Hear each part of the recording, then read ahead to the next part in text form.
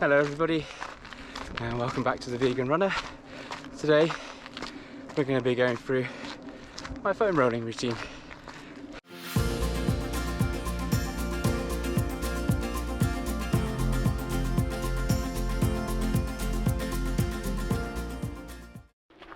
Now this is really a kind of maintenance routine using the foam roller, so keeping any kind of tight knots, trigger points, keeping the muscles nice and loose and the fascia nice and free.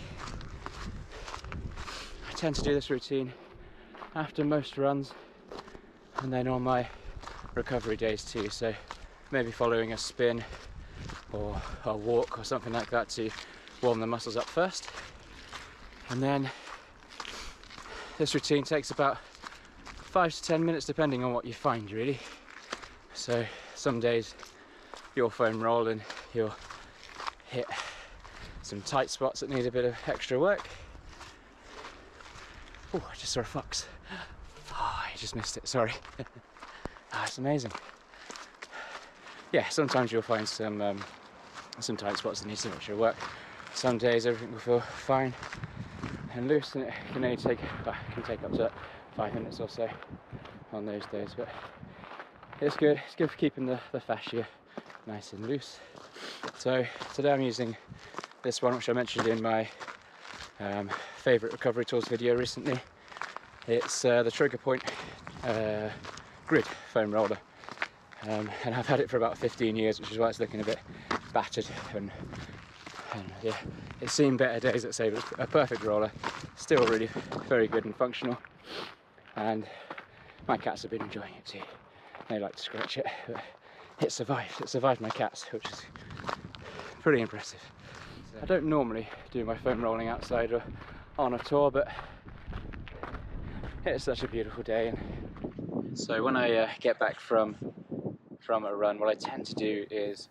Apologies for the interruption. I was hoping the GoPro Hero 9 would be able to handle the wind on top of the tour, but after getting back and checking the footage, I didn't want you to have to sit through a load of horrid wind noise, so I've gone back to the barn and I'll narrate from here. So as I was saying, after getting back from a run or finishing some kind of cross-training activity, I tend to stretch out and then go through this quick 5 to 10 minute foam rolling routine.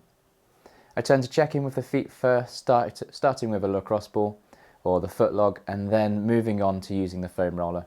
If you want to start with the feet first as well but don't have a lacrosse ball or foot log, I've put links down below in the description, or alternatively you can use a tennis ball or golf ball. They work almost as well. After I've rolled the feet, I tend to get the foam roller out and see how my shins are doing. So on all fours I slowly roll out the shins back and forth, checking for any sore or tight spots. A mistake some people make with foam rolling is to roll back and forth really quickly.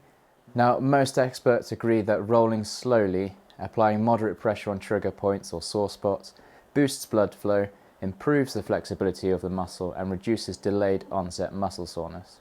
So in essence, you recover quicker the slower you roll. So here you'll see I'm rolling backwards and forwards, looking for sore spots, and when I find one, I'll pause, applying a little bit more pressure and holding it for about 10 to 30 seconds before rolling back and forth again. When I'm happy, I'll repeat the process on the other leg.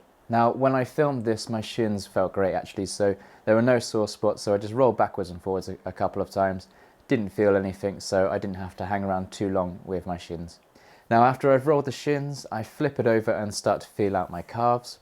Same process as before, slowly rolling backwards and forwards, finding a tight spot, holding for 10 to 30 seconds whilst applying a bit more pressure, and repeat until you feel a bit less sore. Calves can be a bit tricky to apply just the right amount of pressure and get very deep into your calf muscles, so a little tip to help apply more pressure if needed is to cross your legs, pushing down on the leg that's on top. Now, filming this, there were a couple of little sore spots, but nothing that needed a lot of attention, so onto the hamstrings. Same process as before with the hamstrings. Now, since the hamstring is a larger muscle, it takes a little longer to roll it out than the calves and the shins, but essentially it's the same process again. No hamstring tightness today, but as I roll laterally, so from side to side across the muscles, I can feel that my quads are definitely going to need a bit more time and work. And that's a good point to mention. Don't just forget to check in with your muscles at all angles, so rather than just up and down, you're sort of going side to side just to make sure that you're feeling out the whole muscle. So after that, hamstrings onto the quads. For some reason, I'm having to spend a lot of time on my quads at the moment. They're pretty tight and sore, so my routine is a little bit longer than usual, but I'm spending a lot more time on my quads. I also like to get the lacrosse ball into some particularly sore spots here. That extra specific pressure seems to really help. I also roll out the IT band at this point. Now, the IT band is something you'll hear runners talk about a lot, and it is sometimes blamed for runner's knee. But really it's more likely to be the muscles that are around the IT band that are causing the issues. The IT band is as strong as steel, and it's difficult to manipulate. So really here I'm rolling the lateral aspects of my quad, particularly near the knee and the hip. Be careful of the bones in this area. Rolling directly on bony parts can cause some problems and won't help your recovery, so be gentle or skip those parts altogether. Once I'm ready to move on, I'll check in with the glutes. Again, same process as before, one butt cheek at a time. That wasn't something that I woke up thinking I'd say today. And again, rocking side to side as well as up and down, just to make sure that you cover all aspects of those muscles. Again, the lacrosse ball is really great in this area. So if I find a tight spot in my glutes, then there's a good chance I'll get out the lacrosse ball as well. And then finally I move on to rolling my lower and then upper back, rolling on the roller like so. Check in with both sides once more. Our bodies are quite odd in the sense that often one side is a bit tighter than the other, so just check in with both sides. And another plus to foam rolling is that it's quite good as a gentle but full body strength routine. It requires you to hold a lot of kind of like plank-like positions, like you're supporting your body weight with your arms a lot or your core. But don't worry if you need to rest between muscle groups. The more often you foam roll, the more used to it you'll become. So just as a little reminder then, so with the foam roller, shins first, followed by the calves, then the hamstrings, quads, and then the glutes, before finally checking in with the lower and upper back. If you're new to foam rolling or have been wondering how to apply it to your everyday recovery routine, I hope this video gives you some idea of how you can use it.